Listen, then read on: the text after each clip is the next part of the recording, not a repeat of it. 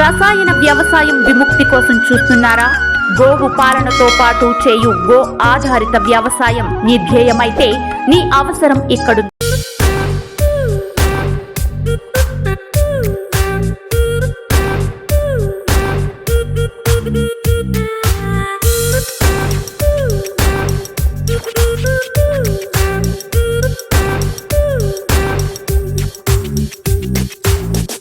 అందరికీ నమస్కారం. నా పేరు ఏదల గోపినాథ్ రెడ్డి.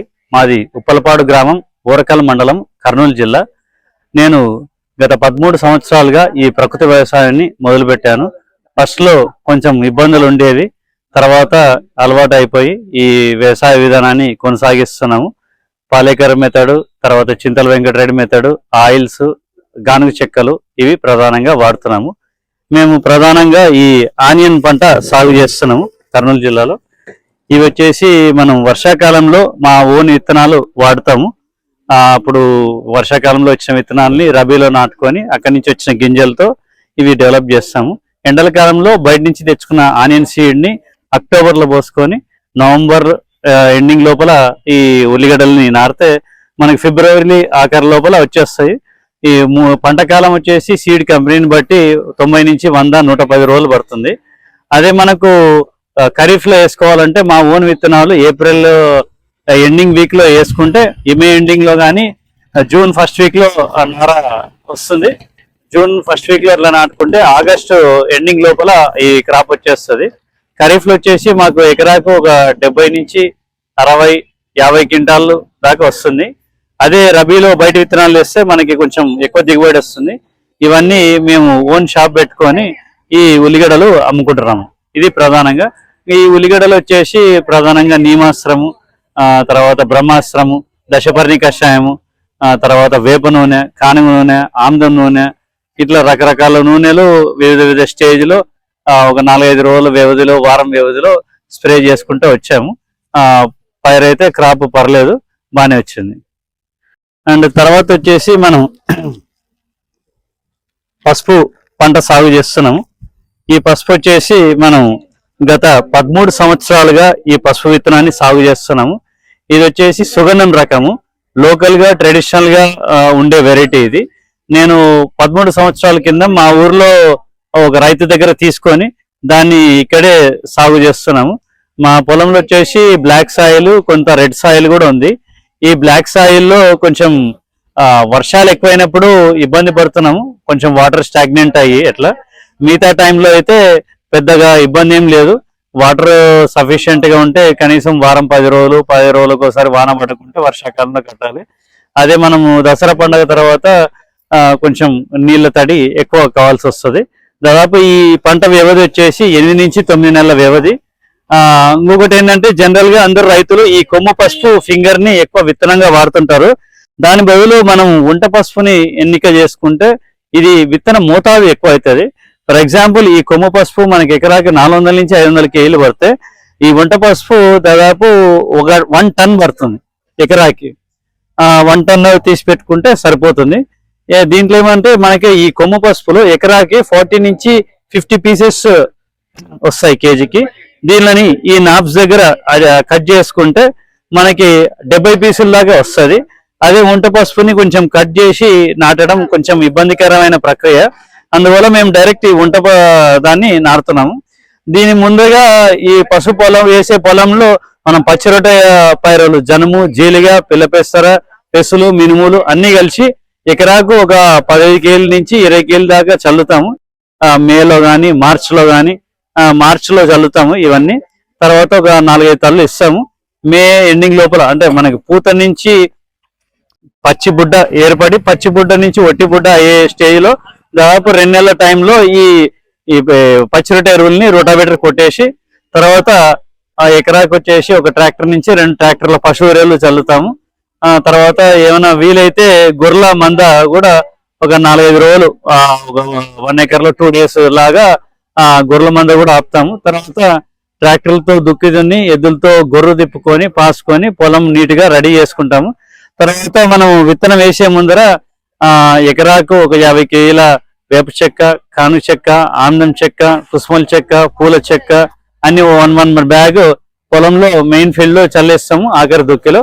తర్వాత ఈ పసుపుని మనం విత్తన శుద్ధి చేసుకొని తర్వాత మనం మెయిన్ ఫీల్డ్ కి తీసుకుపోయి ఇది నాటుతాము. మేము వేసేది దాదాపు బెడ్ పద్ధతి. ఇంతకుముందు మేము బెడ్ పద్ధతి కాకుండా ఫ్లడ్ ఇరిగేషన్ లాగా పసుపు విత్తనం వేసేవాళ్ళము. తూర్పు పడమర అంటే ఈస్ట్ వెస్ట్ వేసేవాళ్ళము. దానివల్ల కొంచెం పంట ఎక్కువ వచ్చేది కాదు. కానీ లాస్ట్ ఇయర్ నుంచి మేము డ్రిప్ ఇరిగేషన్ పెట్టుకొని 1 మీటర్ వెడల్పు ఉన్న బెడ్ లో ఈ ఒక్కో మొక్కకు ఈ ఫీట్ లో ఇక్కడ ఒక మొక్క ఉంటే ఇక్కడ ఒక మొక్క ఇంత డిస్టెన్స్ లో 9 to 10 ఇంచెస్ లో ఒక్కో విత్తనం కూలి వాళ్ళతో నాటిస్తాము. నాగేలి ఎద్దుల నాగేలి పెట్టుకొని ఆ దుక్కితో నాటిస్తాము. 3 సార్లు విత్తనం వేసి 4వ సార్లు విత్తనం వేయకుండా వదిలేస్తాము. ఒక బెడ్ లో 1 మీటర్ విడ్త్ లో 3 లైన్లు వస్తాయి. సీడ్ టు సీడ్ కూడా దాదాపు 9 to 10 ఇంచెస్ దాకా గ్యాప్ ఉంటుంది. ఈ విధంగా మొత్తం మెయిన్ ఫీల్డ్ లో ఈ పసుపు విత్తనం నాటుతాము. తర్వాత ఈ ఇయర్ నుంచి ఇంకో పద్ధతి అమలు చేయాలనుకుంటున్నాం. ఈ పసుపాకు లాస్ట్ ఇయర్ మనము ఇప్పుడు మార్చ్ లో పసుపాకు తీసేసినది మొత్తం కట్టలు కట్టి ఆ డ్రిప్ పైన డ్రిప్ వేసే దానిపైన బెడ్ పైన మనం ఈ పసుపాకు అంతా పరిచేసి మల్చింగ్ లాగా పనిచేస్తుంది. అండ్ మన కలుపు సమస్య కూడా తగ్గుతుంది. ఒక మెన్యూర్ కూడా వస్తుంది. ఆ పసుపాకు కుల్లడానికి జీవంతం కానీ ఏదైనా చేసి దాన్ని కుల్లబెట్టేలాగా చేయాలని అనుకుంటున్నాం. ఈ ఇయర్ నుంచి ఆ మల్చింగ్ విధానం ఎక్కువ భాగంగా చేయాలని చూస్తున్నాము. అండ్ తర్వాత ఇది మొలక వచ్చేసి కొమ్ము పసుపు అయితే మనకి దాదాపు 20 to 30 డేస్ దాకా మొలుస్తుంది. అదే వంట పసుపు అయితే 15 to 20 డేస్ లోపల మనకి మొలుస్తుంది. అదే పెద్ద తేడా. అండ్ ఈ కషాయాలు కూడా జీవంతం కానీ మజ్జిగ కషాయం కానీ మజ్జిగ పుల్లటి మజ్జిగ కానీ లేదంటే మన దశపర్ణి కానీ అండ్ తర్వాత వేప నూనె కానుగ నూనె ఆమ్ద నూనె ఇవన్నీ పలు రౌండ్లు వివిధ దశల్లో ఇవన్నీ స్ప్రే చేసుకుంటూ వెళ్తాము. అండ్ ఇంకోసారి దీనికి ప్రధానంగా కొంచెం మచ్చ తెగులు ఇబ్బంది పెడుతుంది. అట్లాంటి టైంలో మజ్జిగ వాడుతున్నాము. అండ్ ఈ బోడాక్స్ మిక్చర్ అనేది ఒకటి ఉంది. అంటే మనము మైల్ తుత్తి అంటారు. మైల్ తుత్తి తీసుకోవాలి. 1 kg 100 లీటర్లను నానబెట్టాలి. అండ్ సున్నం రాళ్ళ సున్నం అంటారు. దాన్ని ఒక 100 లీటర్ల నీళ్ళలో నానబెట్టి ఒక 4-5 అవర్స్ తర్వాత ఈ రెండు కలిపి ఈక్వల్ పరిమాణంలో ఒక డ్రమ్ లో పోసుకొని నీళ్లు యాడ్ చేయకుండా ఈ 100 లీటర్లే ఒకటే డ్రమ్ లో కలుపుకుంటే మనకి ఈ బోడాక్స్ మిక్చర్ అనేది వస్తుంది. దాంట్లో కాపర్ సల్ఫేట్ ఎక్కువైందో లేదో తెలుసుకోవడానికి మనం పొలంలో ఒక కొడివేలు ఉంటది కదా, మామూలు గడ్డి కోసేది, దాన్ని రాయి పైన బాగా నూరితే తెల్లగా అవుతుంది. ఆ మిక్చర్ లో పెడితే అప్పుడు కాపర్ కంటెంట్ ఎక్కువ లేకుంటే మనకి అది ఎట్లే తెల్లగా ఉంటది. కాపర్ కంటెంట్ ఎక్కువైందంటే కొంచెం ర్యాషెస్ లాగా వస్తుంది. అంటే మా ఆకుల పైన డైరెక్ట్ పడినప్పుడు కాపర్ది ప్రభావం ఉంటది. దానికి తగ్గించుకోవాలంటే ఆ కాపర్ ప్రభావం మనం సున్నం నీళ్ళు కానీ ఉత్త నీళ్ళు కానీ పోసుకుంటే ఆ కాపర్ నిష్పత్తి కరెక్ట్ గా ఉంటది. ఈ కాపర్ సల్ఫేట్ ది మన బోడాక్స్ మిక్చర్ ది కొడుతుంటే మనకి బాగా పనిచేస్తుంది అండ్ సున్నము. అండ్ దాని తర్వాత మనము ఒక 2 months కి ఒకసారి మనం వేప చెక్క కాని చెక్క అవి కూడా పొలంలో మెయిన్ ఫీల్డ్ లో చల్లుతున్నాము. అండ్ ఇరిగేషన్ కూడా డ్రిప్ పద్ధతిలో పెడుతున్నాం అనమాట. ఒక వారము 10 రోజులు 15 రోజులకు ఒకసారి తడిస్తున్నాము. మెయిన్ బాగా ప్రభావం చేసిందంటే ఈ కొమ్ము పసుపు కంటే ఎక్కువ వంట పసుపు గ్రోత్ బాగా వస్తుంది. కానీ మల్చింగ్ బాగా పడిన చోట ఈ వంట పసుపు కంటే కొమ్ము పసుపు బాగా హైట్ వచ్చి మంచి గ్రోత్ కూడా వస్తుంది. ఇది మేము అబ్జర్వ్ చేసింది.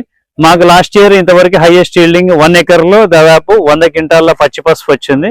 దాన్ని ఉడకబెడితే మాకు దాదాపు 26 క్వింటాల డ్రై పసుపు వచ్చింది. దాన్ని మేము ఓపెన్ మార్కెట్ లో కాకుండా ఆర్గానిక్ షాప్స్ కి డైరెక్ట్ కస్టమర్స్ కి వివిధ రకాల తెలిసిన వ్యక్తులకు ఫ్యామిలీ ఫ్రెండ్స్ కి అందరికి ఈ 26 క్వింటాలు 380 రూపాయలు హోల్సేల్ అండ్ రీటైల్ లాగా అమ్ముకుంటే ఎకరాకు ఒక 7 నుంచి 8 లక్షల దాకా వస్తుంది. నికరంగా వచ్చేసి ఎకరాకు ఒక 2 lakhs దాకా ఖర్చు అవుతుంది. అంటే మెయిన్ ప్రధానంగా విత్తనం ఖర్చు కేజీ 100 లాగా వేసుకుంటే ఈ విత్తనం ఖర్చు దాదాపు 1 lakh అవుతుంది. అండ్ మిగతా ఖర్చులు 1,20,000 పోయినా ఒక ఎకరాకి ఒక 5-6 లక్షలు లాస్ట్ ఇయర్ మిగిలింది. ప్రతి ఇయర్ అంత దిగుబడి రాదు. ఒకసారి 5, 10, 15 క్వింటాలు యావరేజ్ గా 10 నుంచి 15 కానీ 18 క్వింటాల దాకా దిగుబడి వస్తుంది. ఇది మేము చేసే విధానం. అండ్ తర్వాత ఇది 8 to 9 months తర్వాత మనం పసుపాకంతా కోసి ఎద్దులతో దున్ని స్టీమ్ బాయిలింగ్ ద్వారా ఈ పసుపు విత్తనాన్ని మొత్తం ఉడకవేస్తాము. అండ్ మనం ఎప్పుడు విత్తనం తీసుకున్నా ఈ బల్బ్ విత్తనాన్ని తీసుకుంటున్నాము. ఇది పసుపులో జరుగుతున్న యాక్టివిటీ. అండ్ తర్వాత మనం శనగలు వేస్తున్నాము. ఈ శనగలు వచ్చేసి NBG49 రకము. దాదాపు 6 ఏళ్ల కింద కేవీకేలో బన్వాసి కేవీకే దగ్గర మేము తెచ్చుకున్నాము. అదే విత్తనాన్ని మేము 6 years గా రీసోయింగ్ చేసుకుంటా వస్తున్నాము. దీనికి ప్రధానంగా కొంచెం పురుగు, పచ్చ పురుగు అట్లా ఆశిస్తుంది. దానికి ఇనిషియల్ స్టేజ్లో మనం వేప నూనె, తర్వాత మట్టి కషాయం CVR మెథడ్, తర్వాత ఆయిల్స్ కూడా స్ప్రే చేస్తున్నాము. దాంతోపాటు రాక్ డస్ట్ కూడా కలుపుతున్నాము. ఇట్లా వివిధ కషాయాలు వివిధ టైంలో స్ప్రే చేస్తున్నాం. ఎకరాకు వచ్చేసి దాదాపు హైయెస్ట్ ఒక 5 క్వింటాల దాకా పండుతుంది. అండ్ ఈ శనగల్ని మనం శనగపప్పుగా చేసి సేల్ చేస్తున్నాము. అండ్ తర్వాత మనం రాయచూరు జొన్నలు సాగు చేస్తున్నాము. ఇవి వచ్చేసి ముద్దకంకి విత్తనము రాయచూరులో. ఇది పంట కాలం వచ్చేసి 4 నెలల పంట. విత్తన శుద్ధి చేసుకొని డైరెక్ట్ మెయిన్ ఫీల్డ్ లో సెప్టెంబర్లో కానీ అక్టోబర్ ఆ వారంలో వేస్తాము ఈ జొన్నలు. మాకు వచ్చేసి ఇంతవరకు ఈ కత్తెర పురుగు అట్లా ఎఫెక్ట్ ఎక్కువ కాలేదు, కానీ ఒక వివిధ స్టేజెస్ లో వేప నూనె, కానుగ నూనె, ఆముదం నూనె, అండ్ ఒకసారి ఎక్కువ ఇబ్బంది పడినప్పుడు మట్టి కషాయం కూడా స్ప్రే చేసాము ఆ పురుగు సుడి కొట్టే స్టేజ్ లో. అది కూడా బాగానే కంట్రోల్ అవుతుంది. ఇది హైయెస్ట్ దిగుబడి వచ్చేసి మాకు ఎకరాకు 6 నుంచి 7 క్వింటాల దాకా వచ్చింది. ఆ డిమాండ్ బట్టి ఇంకా మేము పెసలు కూడా సాగు చేసాము. అది ఇంకొక 15 నుంచి 20 రోజుల లోపల వస్తుంది. తర్వాత కందులు కూడా వచ్చాయి. దాన్ని కందులు నానబెట్టుకొని కందిపప్పు చేసి డైరెక్ట్ మార్కెట్ లో సేల్ చేస్తున్నాము. కర్నూలులో ఒక షాప్ పెట్టుకొని అండ్ మిగతా రైతుల నుంచి ఈ ఐటమ్స్ అన్ని గ్యాదర్ చేసుకొని డైరెక్ట్ కన్జ్యూమర్స్ కానీ దాన్ని చేస్తున్నాము. మెయిన్ మాకు ప్రధానంగా ఈ పసుపు పొడి బాగా క్లిక్ అయింది మార్కెట్ లో. ఇది వచ్చేసి సుగంధం రకం పసుపు అంటారు. దీనికి పసుపు శాతం 4% ఉంది, ఆయిల్ కంటెంట్ 2% ఉంది, ఒలియారిసిన్ 13% ఉంది. ఇది స్పైసీస్ బోర్డు గుంటూరులో ఇది టెస్ట్ చేసాము. కస్టమర్ రెఫరెన్స్ చాలా బాగుంది. కస్టమర్ మెయిన్ గా చూసేది దీంట్లో మనకి ఆయిల్ పసుపు యొక్క రంగు అండ్ కలరు బాగుంటే ఇది బాగా సేల్ అవుతుంది. అండ్ ఇంకోటి ప్రధానంగా ఏంటంటే గత 13 సంవత్సరాలుగా ఒకటే విత్తనం వాడుతున్నందుకు మాకు కూడా చాలా హైగా కాల్స్ కానీ మార్కెటింగ్ రెఫరెన్సెస్ కానీ బాగా వస్తున్నాయి. ఇది చాలా మంచిగా వర్కౌట్ అవుతుంది. ధన్యవాదాలు. మరిన్ని వీడియోస్ కోసం గౌ స్వగ్రామ్ యూట్యూబ్ ఛానల్ ని సబ్స్క్రైబ్, లైక్ అండ్ షేర్ చేసి అన్ని నోటిఫికేషన్స్ కోసం పక్కనున్న బెల్ ఐకాన్ ను క్లిక్ చేయండి.